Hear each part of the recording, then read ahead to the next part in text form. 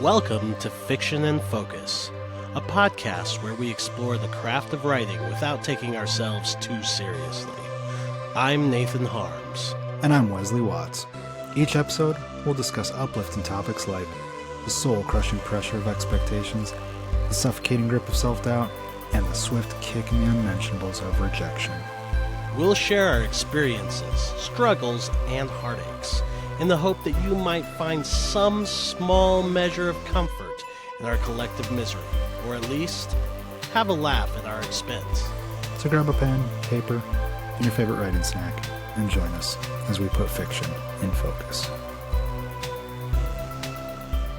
Welcome, word nerds, to our 200th episode. Wait, no, hold on, sorry. We can't count. Sorry about that. I know, but, time is relative, right? So 200 Time is an illusion. Time is an illusion, which is what we're going to be talking about today. Time being an illusion. Hey, welcome to the podcast. I am Nathan Harms, along with my associate over here, Mr. Drumroll. Bzzz. Oh, I'm supposed to do that. I'm supposed to introduce myself. Fuck. Wesley Watts. I thought I was going to have a crier. Like, I should be able to walk in a room and have somebody announce my presence and... Mr. Wesley Watts. Mr. Ryan Howard. Chapter 2. Announcing guests as they enter is the height of decorum. The more volume displayed, the more honor is bestowed upon everyone present. Stanley Hudson and his mistress, Cynthia.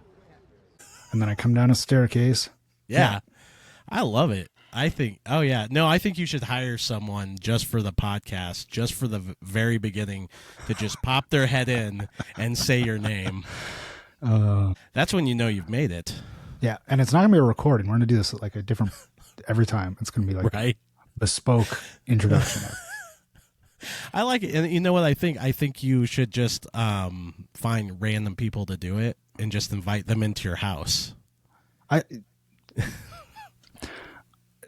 It sounds like a good idea. Like, and it sounds appropriate because I'm kind of a big deal, right? Right. Yeah, no, absolutely. I mean, the homeless people down the street start eating all your food afterwards. That is one thing I see a lot less of in Ohio. Than, like, there's a lot less of that here than there was in Colorado. Oh, yeah. There's a lot more of it here since you left. I believe it. Yeah, no, and it's migrated its way up to my neck of the woods, so it's interesting for sure. And for the most part, everybody's nice. It's not sure. Really a thing, but it's just you see a bit more backpacks and shopping carts around. So, which is sad, but you know what? That's a different podcast. That's a different podcast. That's our secondary podcast where we have to blink out our faces and go on tirades about politics. So, Wesley, you have been off of work for a week now, ish, coming up on a week, right? Yep. All this week. And you have been working on your screenplay that you told us about last time. Yep. You sent me an awesome picture today with Post-it notes that it was interesting. It looked very phallic if you look at it from the right angle. Really? But everything I look at looks a little phallic. Yeah, that might from be the right angle, buddy. But I got to see your like chaos. A four-legged spider. What kind of dicks have I been seeing? No, I don't. Yeah, I don't see it. Yeah. If you look at the right angle, though, I mean, you could see like somebody standing over you with their arms up or something. Then yeah. Maybe we'll post a picture, and you can let us know in the comments if you think this looks like I don't see a penis. Yeah. Okay. How's it been going for you? Give me the lowdown. It's had some ups and downs. So a couple of the days I've been writing like let's see if I can pull it up. No, I got it all closed down. I think Monday and Tuesday I did 12 pages each day. Nice. Wednesday I hit 10 or 11 pages, which seemed pretty good, but I felt like something was off towards the end of the night when I stopped writing. And I kind of started examining it, and I hadn't gotten to the third act yet. And I said, I'll kind of figure that out when I get there, which is not normally me. Normally I've got the entire thing plotted out, but I didn't have it plotted out this time. Right. But I kind of knew the story well enough that I had some confidence that I was going to figure it out. Well, I didn't. So I realized that I'd written like 2 scenes that were kind of going off the wrong direction, and it didn't feel right.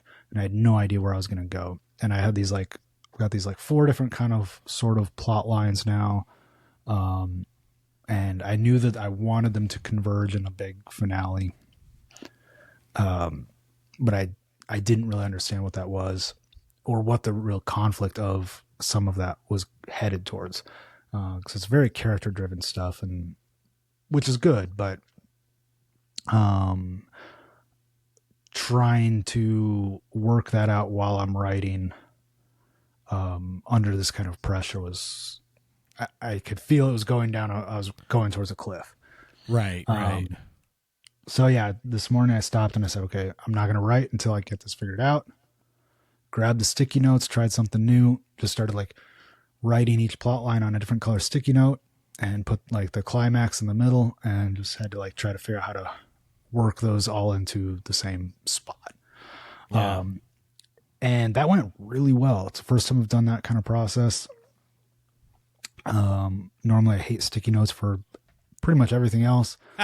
But it worked. In about an hour, I had the rest of the plot figured out, and it's going to come together. And what I think, as long as I don't screw it up, what I think will be a satisfying conclusion.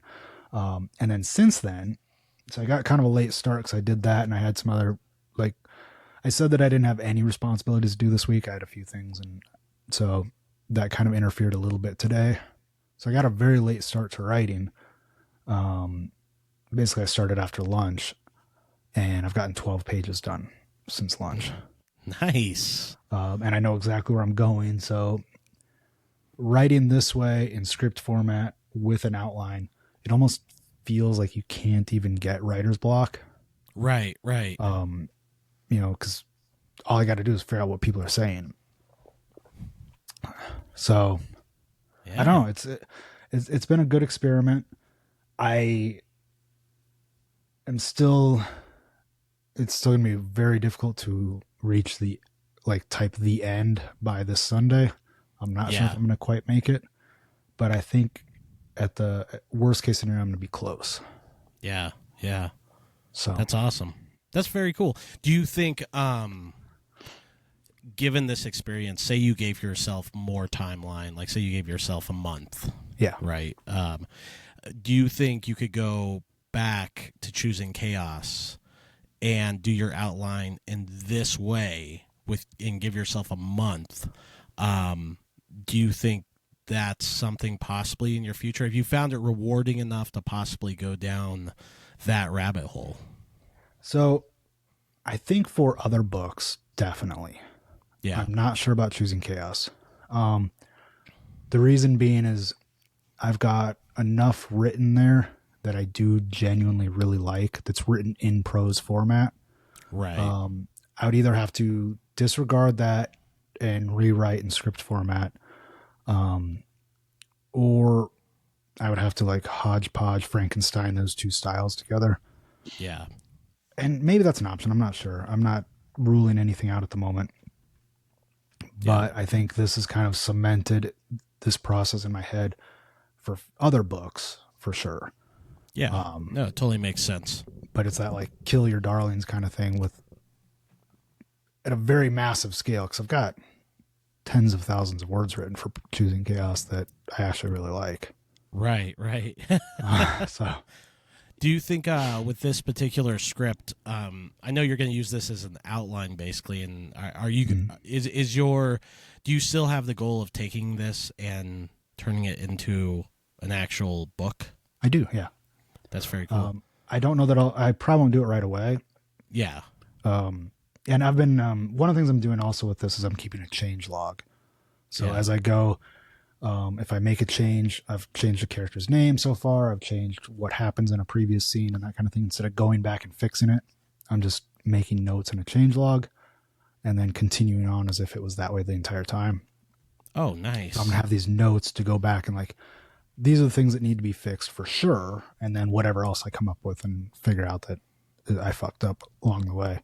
Yeah. So I'll have that definitely to create like a second draft, probably in prose format. After that, but I guess I'm going to wait to see how I feel. I might want to jump right back into this and kind of get that second draft done. Yeah. I'm pretty excited about the story. It's coming out pretty damn cool, in my opinion. Or I'll set it aside. You know, I can because it'll be done. And I'll get back to it after choosing Chaos or something else. Yeah. So, not sure yet. That's very cool. Do you think, as far as like length, do you think you have like a full-fledged novel worth of information within this script, or you think it's a little shorter, more like a novella or something like that? No, I think it's a novel. Do you? Very cool. Yeah. Probably not like a super long novel. Maybe, I mean, I'm kind of grasping at straws to guess here, but maybe like 70, 80,000 words. Okay. Yeah. No, that makes sense. So yeah. Very cool. Well, that's awesome. And it actually leads into our topic today, which is going to be, as I said at the top of the show, time travel. Insert clip now. Here, they're creating a temporal vortex. Time travel. All right. Actually, the clip should be that. What is it? Cyndi Lauper, Time After Time. Time after time. Is that Cyndi Lauper? I don't know. If it's not, I'm gonna mute out what you said, so you don't sound foolish. You're like, is that? And no one will know any different. I'm okay with not being known as the guy that doesn't know Cyndi Lauper's discography. That's fine. I mean, that's from you. I'm the guy who was in the band at one point that covered a fucking song. So They covered a song, just any song? no, a Cyndi Lauper song. Really? Yeah, we did. Girls Just Want to Have Fun, in one of my old bands. Did I ever see that or hear that? I don't does not think sound so. familiar. We never recorded it. We just played it live. I wonder. I'm gonna have to look if there's a YouTube video of it somewhere out there. I will find it and insert the clip. And if not, I will insert a clip of a cat chasing a laser pointer. Right Just for the hell of here. it.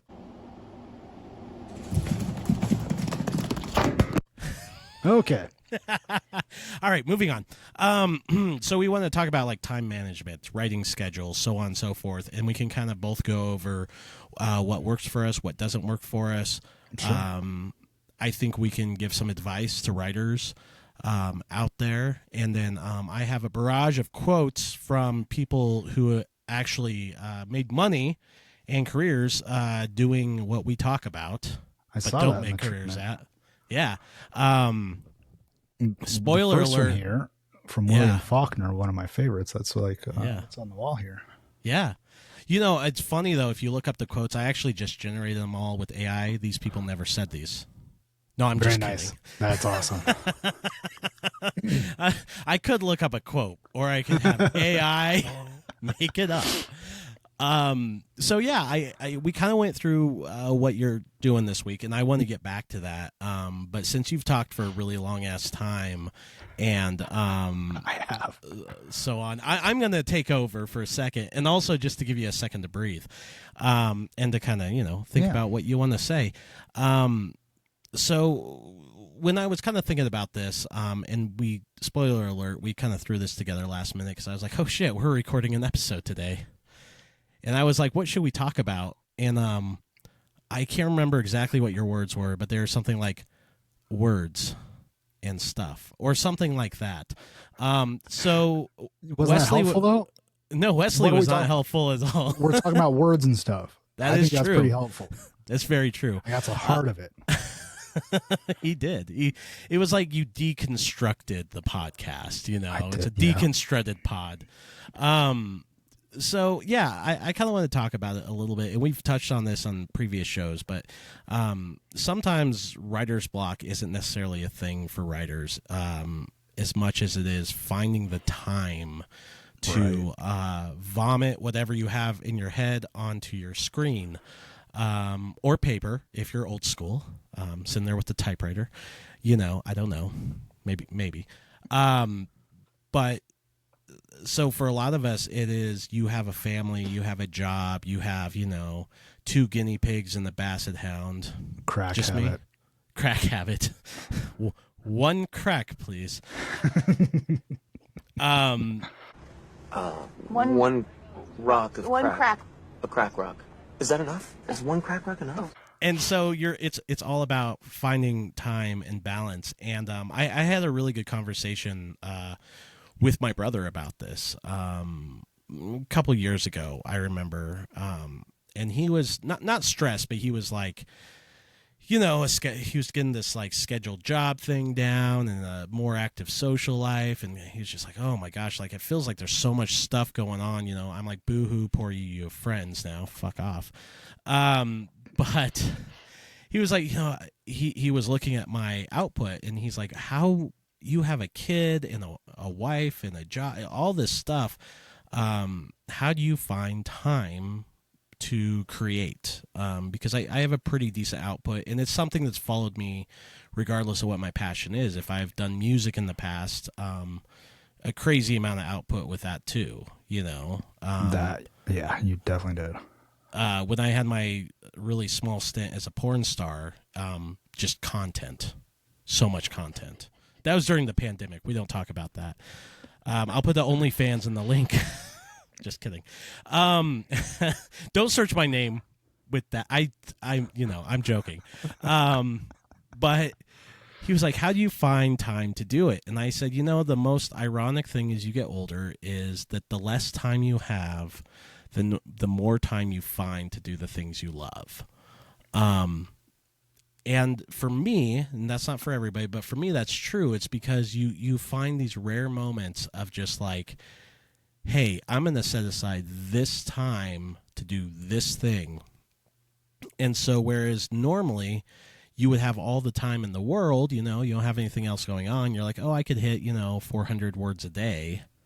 And if I do that, 7 days a week, like I'll be there. But when you don't have 7 days a week, or you have a limited amount of time, you might want to hit, 2,000 words a day or 1,000 words a day, or whatever the case may be, if you're writing or if you're doing a song, music, a song a day, right. Whatever.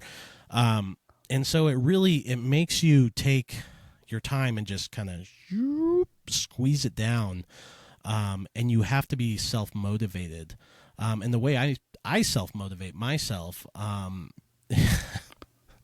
this sounded bad. I don't know why. It just made me laugh. Sorry. It was a little redundant, but I don't know what it was. Never mind. Anyway, right. What's happening here? I don't know. It's our regular podcast. The way I find that for myself is that I set a goal in mind, and it's usually a long-term goal.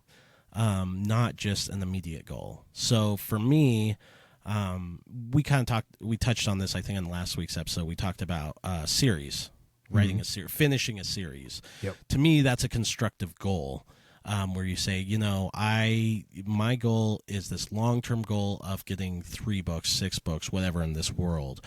Or for me, when I first started doing like the Gothic novellas, I was like, I want to put out a volume 1 of the collected works of, which I think I can actually see directly above your head in the background. Yep. It's beautiful. It's a big boy too. It's a thick boy. But I was able to have its own. It does. Not the stories, but the book. Literally, it stands up on its own. But that was like my goal, and that's what drove me, is like, I really want to write 6 novellas that I can put into a volume 1. And then by inherently putting volume 1 on it, I kind of set myself up to be like, well, now I got to do a volume 2. And And so that's kind of the way my mind works. It's always putting a realistic goal in front of you, but one that takes a little while. But all the steps in getting there are their own pieces in their own, right? Like each book that I come out with, that's an accomplishment, but that's one piece of the puzzle. Like doing a series, right? You put out that first book, you work really hard on it, but you're already excited to, do Choosing Chaos. Even if it throws up a few roadblocks for you, you're still really excited to continue on with those characters, or the ones that live, and continue that story in that universe. You know what I mean?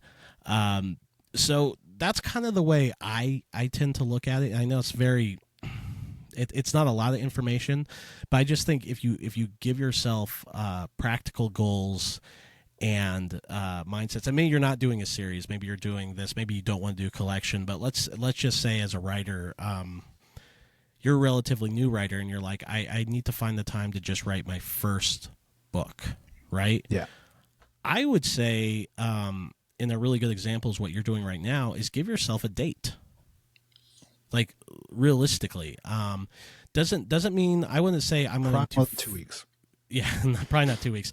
It doesn't necessarily have to be I'm going to finish this book, but give yourself a few dates. Like, okay, I'm going to give myself 6 months to finish the first draft, right? And then maybe dial it back down. Now I'm going to give myself 4 months to do the second draft, and then 2 months to do the third, or however you want to do it. Whatever's realistic. I mean, if you're someone out there who likes to spend a really long time on a book and you get to it maybe only on the weekends, maybe that first draft, you're going to get it done in a year. Maybe that's your New Year's resolution or whatever. But I think sticking to that and having obtainable goals, for me, it's just a checklist, and it really pushes me forward to get stuff done and to find time to do that.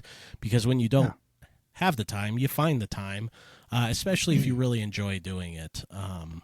And sometimes, so it's like a job, right? Like sometimes you sit down, you don't necessarily want to write. But again, if you have a goal, I feel like you can outweigh that. You can say, you know what, 95% of the time I love writing. But that 5% that's here right now, it's kind of a pain in the ass. Push through the 5% so you can get to that other 95. Now, if that's reversed and you only enjoy writing 5% of the time, stop fucking writing books.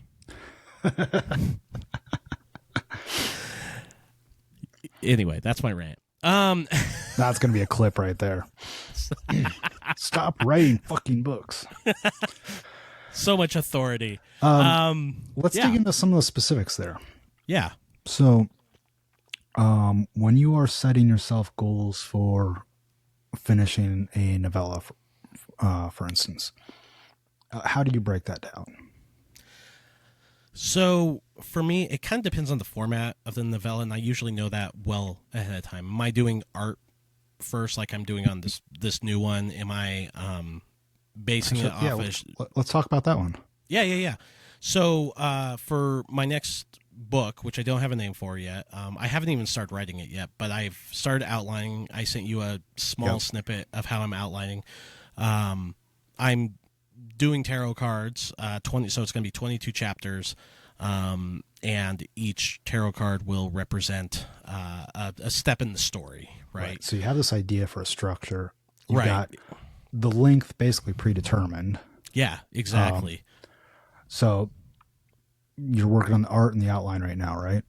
Correct. And I'm kind of doing them at the same time. I wanted to get past the halfway point with the art, and I just finished the 13th illustration this week. Nice. So because of that, that's when I started going back, and I started doing the outline by saying, okay, chapter 1 is the Fool. And then I looked up, what is, and I've already looked up this stuff, but I was looking at like, okay, what's the Fool represents this. So, and ironically, it's like the start of a story, the start of a change. So it's perfect to start a book. And then as I was going through and I started to get some of the darker elements, like if you have the tarot card the right side up, it means something more positive. And if you reverse it for a lot of these, it becomes something much more negative. And I was like, well, how cool would that be if you're reading the book and you get to the illustration's upside down, so it's reversed. Right. And I was like, oh, that's a cool idea. And I kind of thought about doing that, but I wasn't totally married to it. So I started doing the outline from that. Now, for me, since I am more of a plotter than the pantser, I'll finish all the illustrations and I'll finish the outline before I type a word, probably, because I want to know where I'm going. Obviously, Right. That's just how I do things. But as far as timelines and goals, it's just, again, it's kind of like setting mini goals, right? So my first goal, complete illustrations. And that's what I'm asking. Like, do you have for a goal? What's your deadline for that? Do you have a deadline? Right. So my deadline for finishing that, and we'll see if I hit it, is I'd actually like to finish the illustrations by the end of the first week of May. Okay. Is roughly what I have. So it's a couple weeks. And then I'd like to finish the outline actually by mid-May, because I'm going to be doing them kind of side by side at this point, which means I would like to actually start writing and sit with it and make any changes before I start writing by June. And then for me, I start to think of, okay, how can I coincide this with a release? Now, I've written novellas that have taken me a month and a half to write from beginning to end, illustrations, outlining everything. Because it just flowed. It was just easy. I've also had some that have taken me, better part of 6 months to do because I got ingrained in the story, or I didn't quite hit the goals, or life happens, or whatever the case may be. For this one, I'm feeling pretty confident in it that I should be able to knock it out in about 3 to 4 months. Is my goal. And the reason I say that is because what I'd like to do is knock it out in about 3 months, get the final copy, do the beta read, do the edits, and that would give me 2 months-ish to maybe get the book in time for like a Christmas show or something like that when we're like doing our conventions and stuff. Doesn't mean we'll do that, because like tarot cards say Christmas. I think so. It's funny when we did my horror book Petrichor. That's when it sold the best, was Really? at the Christmas shows, because everybody's going around. They're like, well, I have this niece who's like really goth, or you know what I mean, and they're like, oh, they would love this, or they really love horror, and like everything there is just like elves and gingerbread, and I'm like, this is about like a dead ghost and they're just Suddenly like, oh, you stand out like Nightmare Before Christmas. Right, exactly. So it actually works pretty well in that respect. But and it's different for every book. It really is. But again, I'm setting these miniature goals, and I'm trying to give myself internal timelines. And it doesn't mean you can't change them, right? Like you said, Yeah. You're hoping to have this done by Sunday, but if it's Wednesday, who's like, why is it like you still finished it? And that's the whole thing. You've still checked it off. You've still made And the it's time. still pretty quick. Yeah, that's crazy quick, wicked quick. And so I think that's kind of the thing, is setting it, when people are just like, well, I'll write when inspiration hits. Yeah, that's the worst. It's the worst. I think there's a fella, he's not very popular. He wrote something called like, it's like Puzzle of Chairs. No, that's not it. Game of Thrones. Game of Thrones. What's his name? Oh gosh, he's kind of a nobody. Marty something. Marty. Right? Marty.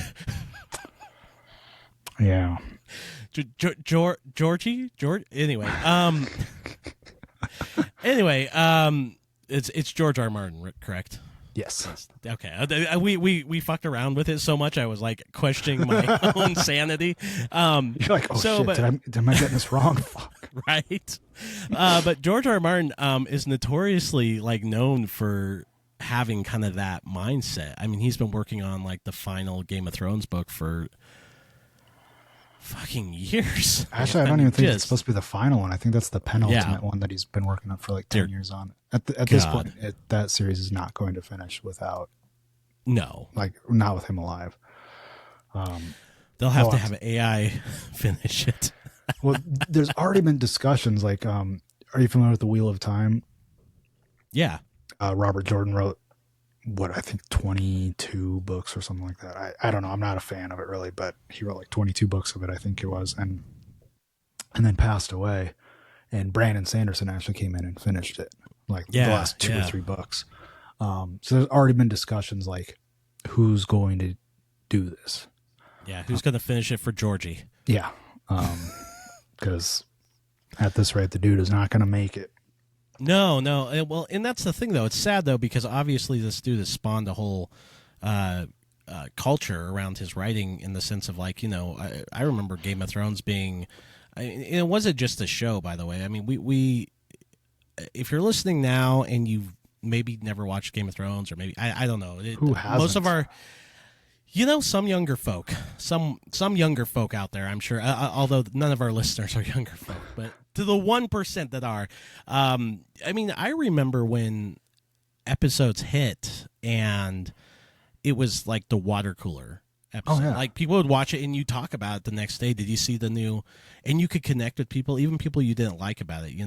What's the most like heart-wrenching scene or whatever. And I remember finishing it in real time that last season, which we won't get into on That's the podcast. a different episode. That's a whole different episode. But anyway, before they fucking ruined it. No, but I just remember, like, you would talk about it. And so here's this guy who created this whole world and these characters that are both loved and hated, and the ones you hate you still love because they're so well written. And you spawn this whole thing with your creation, and that right there doesn't give you the motivation to sit down and finish the shit. And it's nothing against the guy, but like one of my favorite interviews ever is like George R. R. Martin and Stephen King, where he's interviewing Stephen King. I might have to throw a clip in it, but he basically is just like, how the fuck do you write so many books? All right. How the fuck do you write so many books so fast? And Stephen King famously says, and I probably talked about this on another episode, but and it's in the quotes.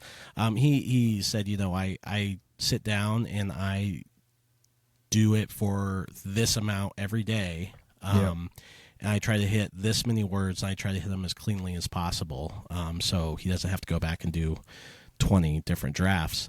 But for most of us, we don't have that luxury because that's not our job. But still the same idea remains of setting goals. His little goals are this many hours, this many words, as clean as possible. Yeah. Boom. There's his goals. That's within the day for him. So maybe someone who has, kids and a significant other and a dog and a cat and a whatever fucking zebra, maybe you're looking at, trying to do what Stephen King does in a day in a week or a month, You have to adjust it, but also, like, Stephen King's goals are not that crazy.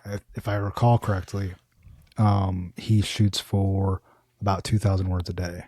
Yeah, I think that's right. That's what I was gonna say. We could be wrong, but I think that's pretty close. If it's not dead on, that's pretty close. That is not crazy output. Oh no, it really isn't. And if you look at it, yes, that's his job. It's been his job for a long time. But at the same time, he did have kids. He did have dogs. He had a substance abuse problem for a while that he had to recover from. He got into a nasty car accident, or a van hit him while he was on the road. Like, he's had challenges, and he just kept on going. I think that it's really easy to say, use that as a scapegoat for ourselves. Be like, oh, well, I have a job. Right. Yeah. Absolutely. If I could just do this full time, I could write so much more. The truth is, though, you've seen my tracker that I've been using for this challenge. Right. The first day of the challenge was a Monday that I worked, and I hit 10 pages. Yeah. The highest I've hit on my vacation has been 12 pages in a day. Like, it's doable while having a job. Oh yeah. You just have to have a process. Here's the thing: when I'm like on vacation or coming up permanent vacation, no, I'm just kidding. I'm gonna keep bringing it up till it's not funny anymore. So I'm like desolate, like just sad. No, but even when I'm like on vacation or something, I'm actually sometimes less productive than when I'm not. And the reason being, like I said, when you have the time, it's easy to push it off. When you don't have the time, you make the time. And I just wanted to point out, I mean, Stephen King, I wanted to look it up real quick. I mean, he's published 65 novels and novellas and has written over 200 short stories. Now, that's nothing. Fuck. Yeah, that's nothing. And granted, this dude's been doing it for fucking years, of course. But, like, just, like, wrap your head around that.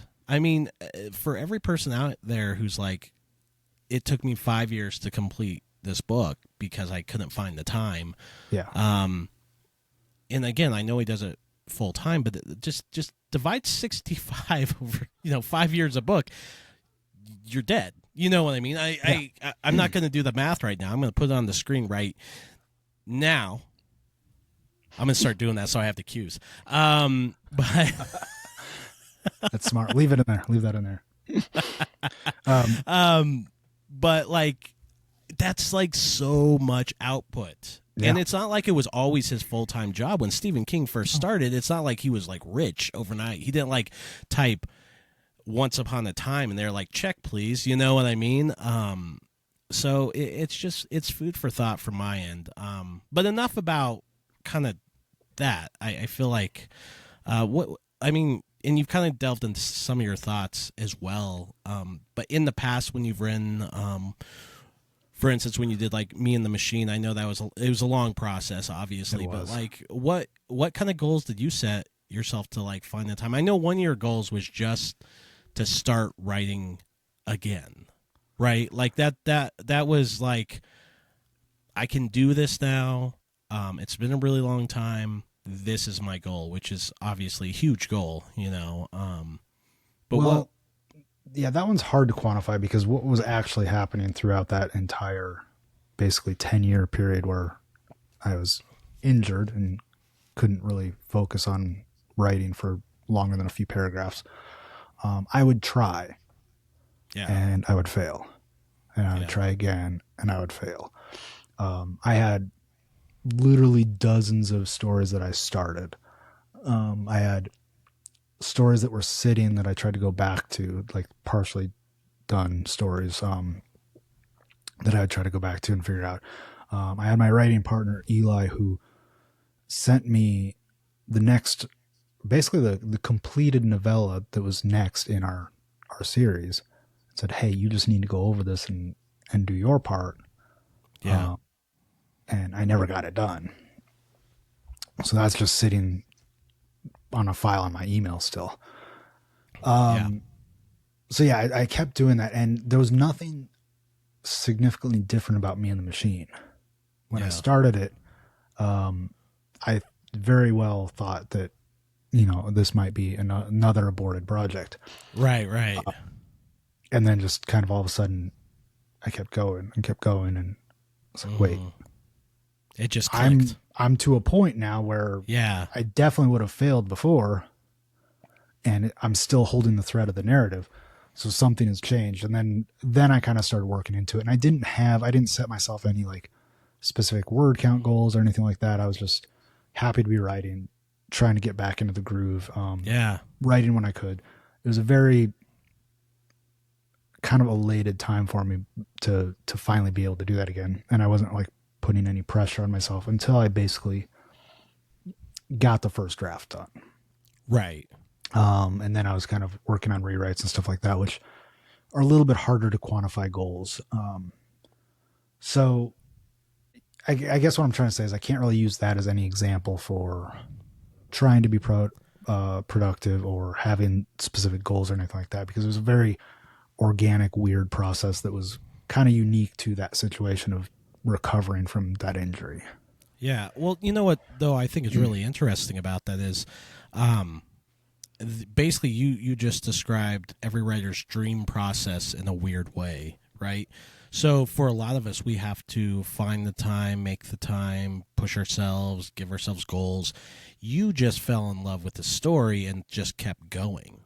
You know what I mean? Yeah. And so you didn't have to set goals and timelines, and you were working. You had a life. It wasn't like you were just sitting in a room by yourself, just with a laptop in front of you.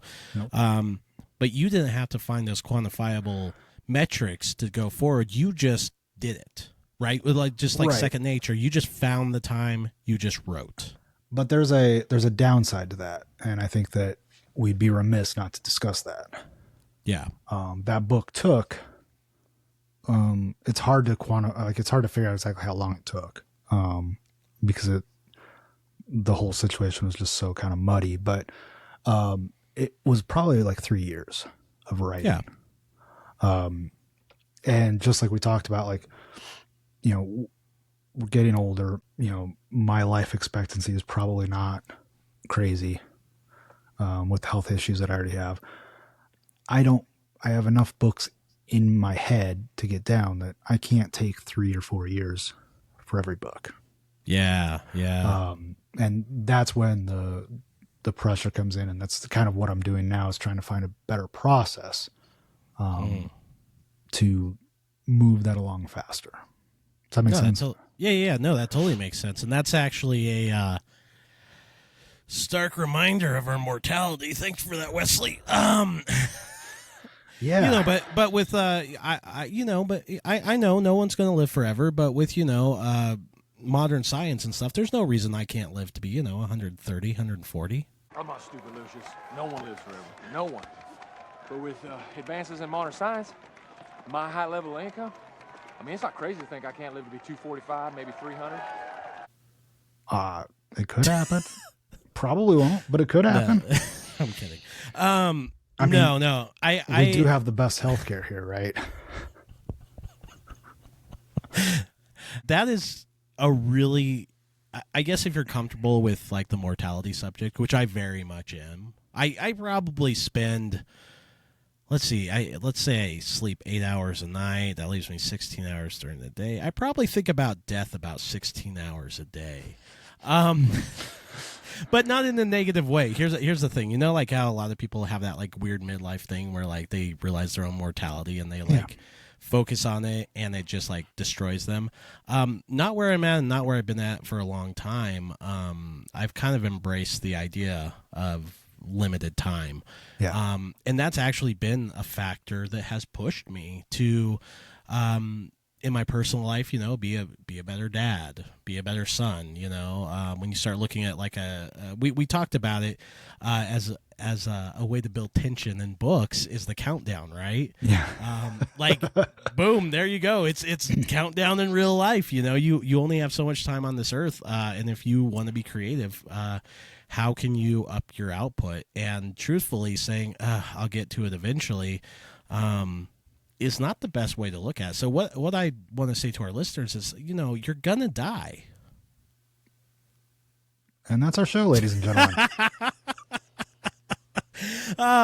No, but there's truth to the fact that if you start to look at yourself on a limited timeline, it does feed results. It really does push you to create and to you leave a little bit of yourself behind when you're doing that. And not that it's about that for sure, but if you have stories that you want to put out there, I mean, you never know what tomorrow's going to bring, so you might as well like do it. Well, I find it a good way to prioritize kind of everything in your life. Yeah. 'Cause, man, we're getting so far off topic here, really, but I think this is perfectly on topic. I think this is what the people came for. Like, I realistically think that, like, maybe, if I'm lucky, I've got 20 years left. And do I want to, like, what do I want to spend that 20 years doing? Right. I want to be around the people I like, which is a small number these days. Right. I want to have, awesome moments with my animals. Take care of as many animals as I can. I want to write stories and put it out there and help people where I can. Yeah. If I'm not doing any of those things, what the fuck am I doing? Now, yeah, you have to draw a line there somewhere, like kind of, it's okay to veg out on the couch sometimes right. and do nothing. You got to take that time for yourself too, but I don't know, man. It's just, I've seen a lot of people over the years that talk about wanting to do something with their lives, whether it's write. A lot of people have talked to me about writing just because you mentioned that you're a writer. Oh yeah, I want to write a book someday. Everybody. Or I want to do whatever. And yeah. Fucking go do it. Yeah. Like, yeah.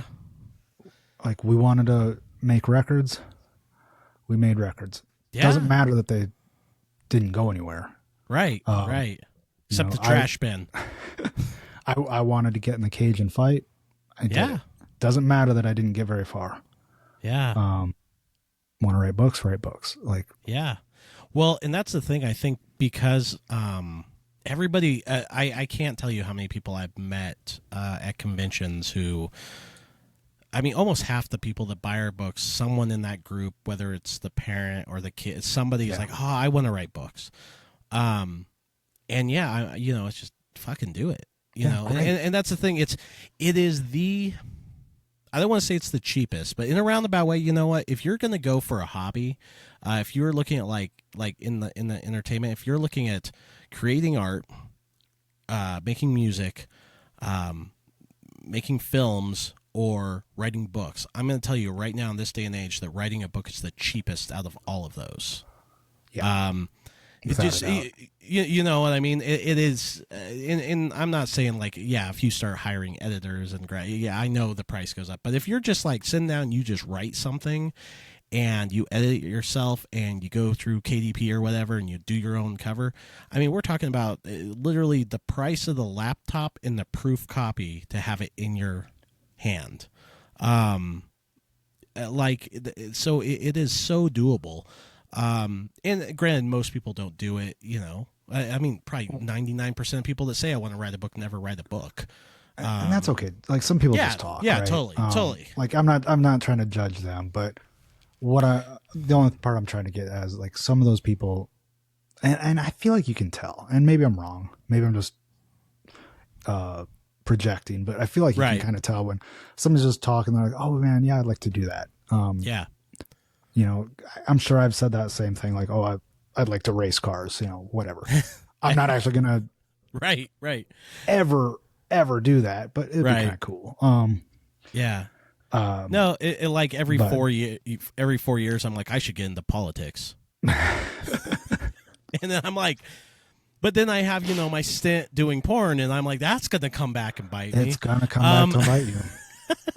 We're just not there yet as a society to look past that. Yeah.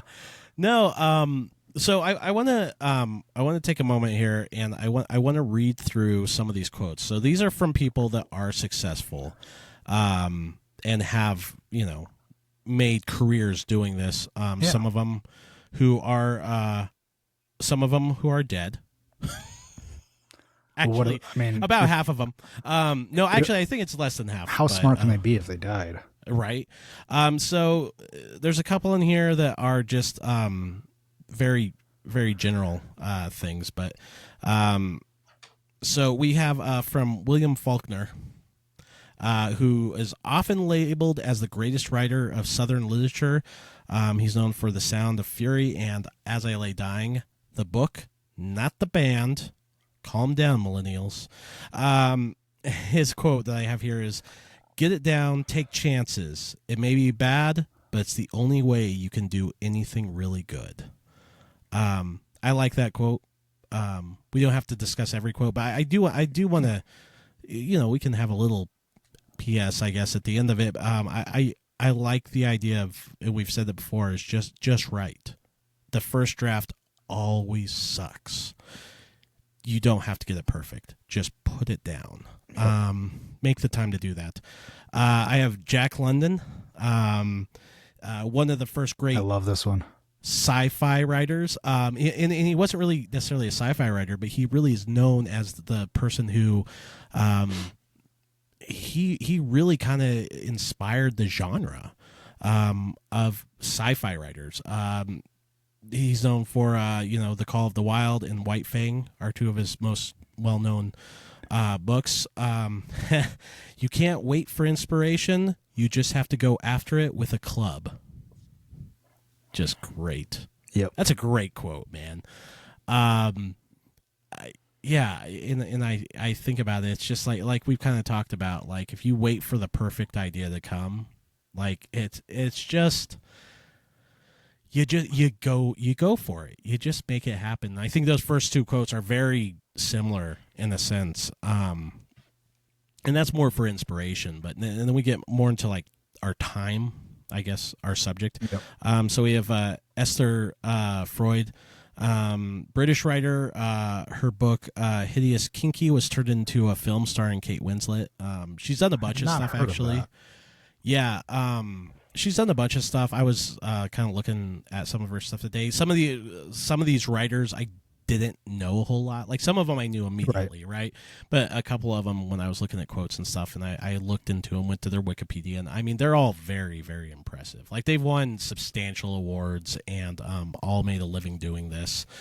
But her quote is, "Find your best time of the day for writing and write. Don't let anything else interfere. Afterwards, it won't matter to you that the kitchen is a mess." Yes. This one I could talk about for a while. There's so much wisdom in that one. There really is, because like that time that you're creating those words that kind of spew out, especially if you have like that inspiration, like I'll have that sometimes. I'll be like, oh, that's a good idea, but then I'm like, yeah, but I really got to mow the lawn or something. You know what I mean? And yes, granted, like if it's like I gotta go visit my dying uncle in the hospital, maybe that should take precedence, to be fair. But like at the same time, like, yeah, you know what, you could do dishes later, you can vacuum the floor later, you can feed your dog tomorrow. Just kidding. Or next week, whatever. Or next week. No, well, what I'm taking from this though is like find your best time of day to write, and I've got some notes on that as well we could discuss, but specifically about finding the right time of day. Yeah. But she's talking about scheduling. Right? Yeah. So she's talking about, hey, schedule your time, your writing time this time, and just fucking write then. Yeah. And then do your housework or whatever the fuck you have to do at other times. Yeah. 100%. You can still live a balanced life and do what you need to do. Yep. And it's just like anything else. Like if you were if you joined a volleyball team, yeah, you would have a set time to go play volleyball. Right. You would say, oh, I need to do the dishes instead. No, you're going to go play volleyball, and then you're going to come back, and then you're going to do your housework or whatever. Mm-hmm. Anyway. Yeah, no, absolutely. I mean, and what are kind of your thoughts about finding the right time of day? Like, I know you're a morning person when it comes to your writing. I know it's probably a little bit different this week, right? That you've been out. It is, but what I recommend is not to like decide when you're going to write. But try writing a bunch of different times and actually track it. Yeah. Get the data in there. And I actually got this really cool spreadsheet from someone on the internet. Actually, I didn't make this one. I modified it a little bit. But basically you put in the time when you're writing and the word count that you got. So the start, the end time, the date, all of that information got put in there. Most of it like automatically. It was a pretty smooth spreadsheet when I was done with it. And it broke all of that down, day of the week, time of day, all that stuff. And once you have that data, if you do that for a few months, you'll know, hey, these dates, like let's say Monday, Wednesday, Friday, I'm writing more. Yeah. I'm writing way more in the morning than I'm doing in the afternoon. I'm writing I'm getting almost nothing done, because it breaks down your like words per minute down to that level. Yeah. And you don't have to necessarily break the data down that far, but if you do, you'll have more information. But regardless, you can kind of do it a little bit by feel if you experiment, but you should be able to figure out when your writing is most productive. Yeah. And I do recommend doing it by data and not by vibes. Right. Because we have all kinds of systems in our head to trick ourselves into what feels best is actually what's best. Yeah. And that's not actually the case most of the time. Yeah. So don't do it by intuition. Do it by data. Figure out when your writing is best. I found that writing in the morning was best for me, even though I'm not actually a morning person. I fucking hate mornings. Yeah. But what's happening there is I have a very mentally exhausting job. It's not physically draining, but it's mentally taxing. So that once I'm done with my work day, I sit down to the computer to try to write, and the words just drip out like honey. Yeah. So do it in the morning before work, and I'm actually productive for an hour, hour and a half, whatever I've got. Absolutely. So that's why I do it. It's not because I like mornings. Fuck mornings. But yeah, if you get that data, you'll know, and it might change over time, but you know, figure that out. If you're serious about being productive, which I'm trying to be, I'm not always, I mean, you know, I've struggled with that myself, but, these kinds of things help. Yeah. No, and it's funny, you know, we open every show with word nerds. And yet we've talked more about spreadsheets, metrics, and data on this episode than maybe any other. But it's true. It really is true. Is like, and I noticed that too, because I for a while there I was trying to go with the vibes, and I was like, if I write really late at night, like it was like the thing, you know, like writing by candlelight, and I have a glass of wine, but everything I was writing was shit. Like I'm not even joking. And but I found that like if I write in the midst of chaos. So for instance, like on a Saturday afternoon, while the TV is going, the dog is running around, the kid's playing, I throw on my headphones, I sit at the dining room table and I write. I will get out in about an hour and a half. I've been able to get out, you know, 1,000 words easy. And like they're solid, like they're good. And it's like I write in the midst of chaos a little bit better, versus like, so even though it's like I try to have like a set time, it's like, you know, like 1 o'clock every like Saturday, Sunday, when I can do it. I just know, like I know that is the time. Maybe it's because I've had lunch, or I don't know what I don't know the actual metrics, but there's something about that time of day where I'm like, I can hit an easy 1K and feel confident about what it's, you know, to the point where I'm not going to need 5 drafts to get it right. But so, even though you might not have been tracking it with a spreadsheet, you had to be real with yourself, right, to get there. Right. And to realize, hey, this night thing, even though it seems cool and it's fun, maybe it's not actually working out for me. Yeah. Do something different. Yeah, it's like the pantser plotter thing. Every writer wants to be a pantser because it's that romanticized version of being a writer. But like when you constantly write yourself in the fucking wall and you realize you're like, no, I got to be a plotter. That's okay. Like that's what works for you. And embrace it, use it. All right. So the next one here we have from Douglas Adams. The answer is always 42. So this is the mastermind behind Hitchhiker's Guide to the Galaxy. This is one of... I don't really understand the quote, but go ahead. He says, it takes an awful lot of time not to write a book. I it's so tongue in cheek. Like I can hear it in the accent and everything. I actually really like this one. And the way I look at it is, you like we all complain like, oh, it takes such a long time to write a book, but you have way more time that you spend not doing the thing that you should be doing if that's like your goal. And so I like that one. It's kooky, it's fun, it reminds me of him. You hit the nail on the head. It's just like, yep, that sounds like him. The next one I have is Zadie Smith. Her first novel was White Teeth. It was a huge bestseller, and now she's a tenured professor at New York University. So she teaches a lot of stuff involving like creative writing and stuff like that. She says, protect the time and space in which you write. Keep everybody away from it, even the people who are most important to you. Now, this is not realistic for some of us. To be fair, I do like the idea, though. I like the idea of it being like a sacred place. And I've talked about that before when we taught like a local writing class and stuff here. I talk about a safe space. You know, what's your safe space to write? What does that look like for you? What is the What is the music and the vibe and the time and the day and the spot? And it's not that that's always going to be how it is, because yeah, sometimes you have to attend with life and chaos and all that stuff. But like, if you find a sacred time, to do the stuff, it turns it into a ritual, which, like you were saying, that's like your morning routine. It turns into routine. Routine is ritual. Ritual is, it's something that if you don't do, you feel like you screwed up, right? Like, it feels like you're doing something wrong. Also, when you ritualize it, you're kind of training your own brain to get into that right headspace. Right. Yeah. Now, no, absolutely. Even though this quote speaks to me and is very similar to the way I operate, because I like the space that I have. Right. I have certain lighting.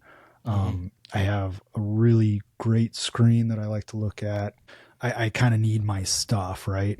Right.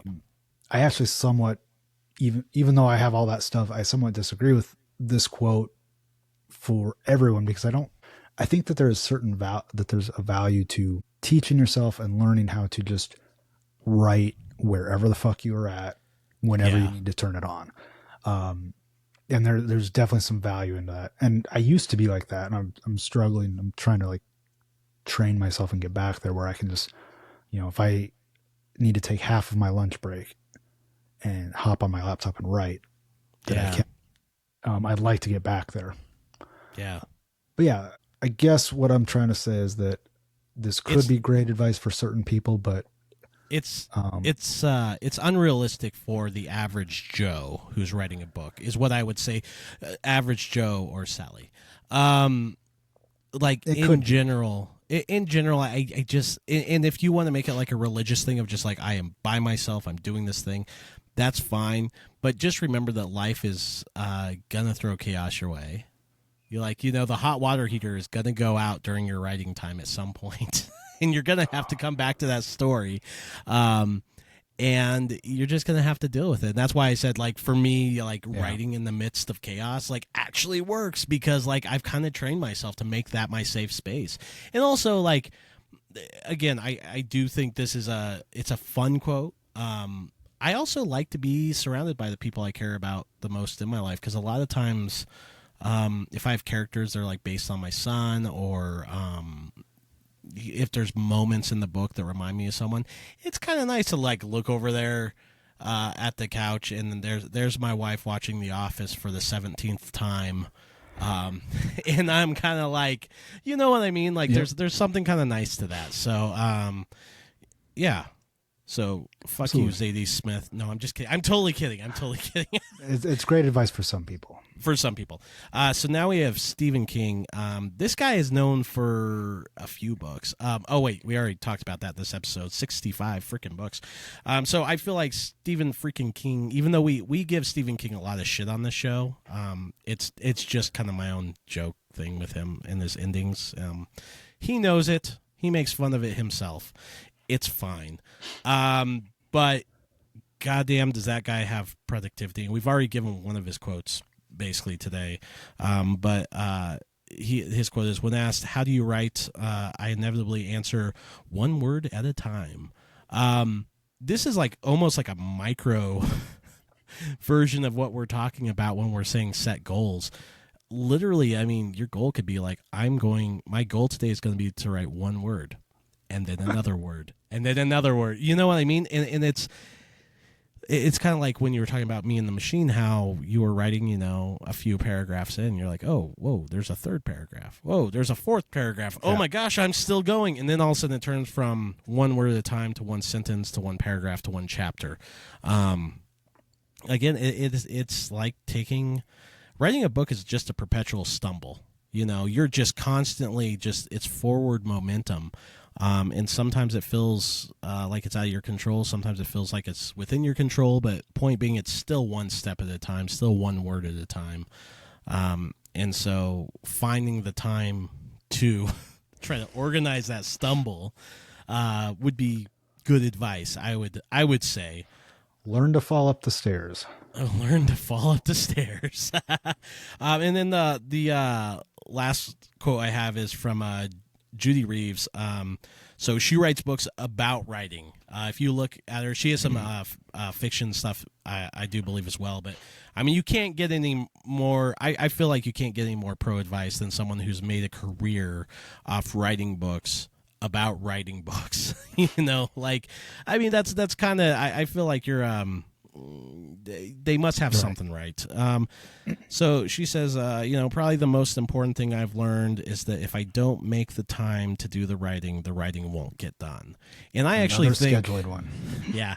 And I actually think when it comes down to it, that like kind of boils down this whole episode, right? Is that like, whatever your schedule looks like, whether you're chasing metrics, whether you're finding the time of day, whether you're finding a safe space, whether it doesn't matter, like whether it's scheduling or motivation or whatever, find what works for you, whether it's formatting, like how you're doing, you're thinking like, okay, how can I do this quicker? Because I have more stories I want to tell within my mortality. It's about finding what works and sticking to it, because if you don't do that, then, like she says, the words won't write themselves. Yeah. You are their creator. You are their puppet master, so to speak. So you can't just expect the book to pop up, be like, I did everything right except right. I guess we kind of can do that now, but well, we already covered that. Go watch our AI episode now. It's streaming everywhere. Yeah. So, Wesley, do you have any other thoughts for our listeners out there on today's episode? I've got a few. I mean, just experiment. I do recommend tracking, and that tracking can be different depending on the person. You can track by words, track by pages. You can track by time.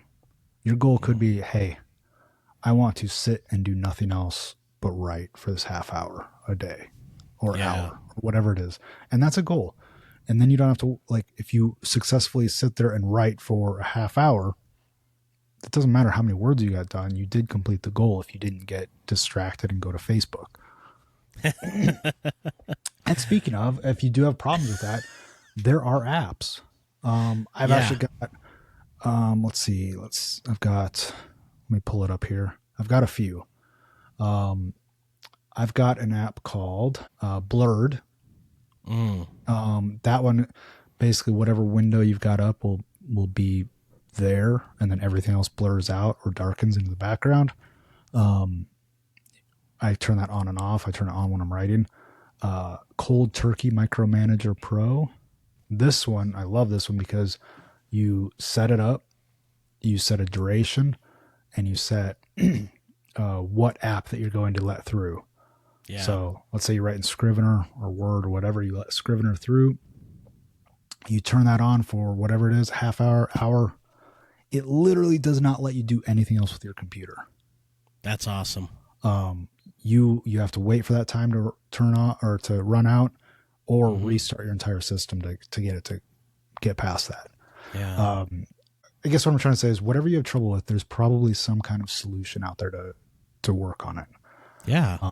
And search those out. Yeah, no, absolutely. I found for me, and this goes on to a whole new topic, but so I won't go too down the rabbit hole, but when it comes to like social media apps and stuff like that, I don't have like a ton on my phone, but like I always have my phone next to me when I'm writing, because I'm usually listening to music off my phone. A lot of times it's just easier, Bluetooth headphones thing, whatever. And so I don't want to be tempted while I'm sitting there thinking of the next thing to write to be like, what's going on? Da, da, da. So I actually, on my home screen on my phone, I took all social media apps and I remove them from the home screen. So if I want to go find Facebook, I have to like open up and scroll or search for it. And I found that dramatically cuts down on my time on social media. Again, I'm not on there a whole lot. A little bit more recently, I've kind of tipped my toes back in and then pulled them back out and then tipped them back in and pulled them back out. But regardless of anything, I mean, anything that's porn again. Now we are. Anything that's a hindrance to your time and your writing that's within your control. Yeah. Like I said, there's going to be chaos. There's going to be kids and significant others and whatever else. You can't control that. That is your life. That is whatever. But you know what? You can control whether or not you take that phone call from your boss at 6:00 on a Saturday. You just don't. So having it's sort of like having the work-life balance. You have to almost have a threefold. It's like work, life, right balance. Yeah. And once you figure out that juggling act, stick to it, and that's really the most important thing. And so, again, some people are just do this naturally. I feel like I'm at a point in how I do things now. I know what schedule works for me. I do make a conscious effort, but at the same time, I think my productivity is high enough because I've done it for so long, because I've had this mantra in my head of, use the time you have properly, I guess, to adhere to my goals. Yeah. But that's taken a lot of years, because as my life started getting more, when I was 16 and I was putting out, 6 albums a day or whatever, I was crazy productivity then too. But actually, as I got older, time became less and less and less and less. But my productivity kind of stayed high because I just adjusted with stuff. And that's the thing too. Like, life is going to throw curveballs your way. If you have one kid and all of a sudden you're expecting a second one, like, your life's going to change dramatically, right? Or like in my case, like, I have one dog. My wife might want a second one here. Anyway, fuck my life.